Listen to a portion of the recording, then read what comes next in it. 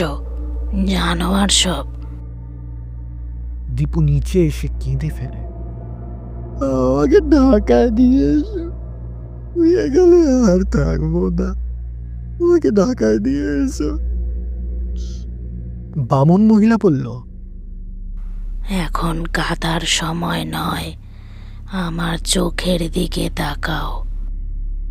মহিলা ফিসফিস করে বলতে থাকে, ভয় সব চলে যা, ভয় সব চলে যা। দীপু আবার হিপনোটাইজড হয়ে পড়ে, ভয়টাও চলে যায়। বামন মহিলা কি একটা মেঝেতে দাগ দিয়ে বিড়বিড় করে মন্ত্র করে। এই দাগের এখানে অন্তত 1 ঘন্টা কোনো প্রেতাত্মা আসতে পারবে না।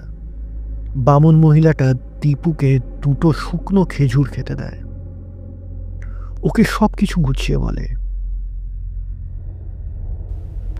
কেমন তোমার বাবা মা?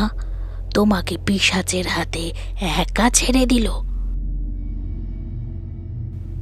তোমার নানা প্রেতাত্মা আনার ব্যবস্থা করতেন, অর্থাৎ প্ল্যানচেট করতেন। কয়েকদিন অসুখে ভোগার পর আমাকে ডাকিয়ে আনলেন। আমি হলাম এই মোবাইলের একমাত্র ডাকিনি।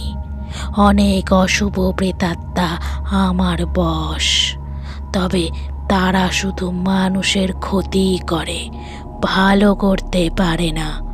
তোমার নানা বিভিন্ন হাসপাতাল থেকে বেওয়ারিশ লাশ কিনে এনে আমার অশুভ আত্মাগুলি ওদের দেহে স্থাপন করতে বলেছেন।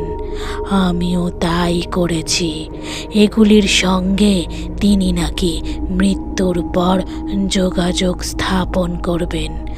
আত্মাগুলিকে সম্মোহন করে ওই মৃতদেহের আধারে আমি ভরে রেখেছি, তাই ওরা মাঝে মধ্যে নড়ে চড়ে ওঠে।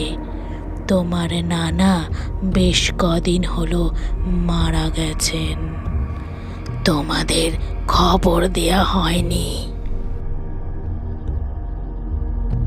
দরজা দিয়ে দাগের ওই পাশে রফিকের প্রেতাত্মাকে দেখা গেল, শাসাচ্ছে, বুড়ি, আমি দেখবো কতক্ষণ ওকে বাঁচাতে পারি। বামন মহিলা হাত নাড়ল, যা যা। রফিকের প্রেতাত্মা চলে গেল। মহিলা আবার বলতে শুরু করল, শোনো, ওই অশুভ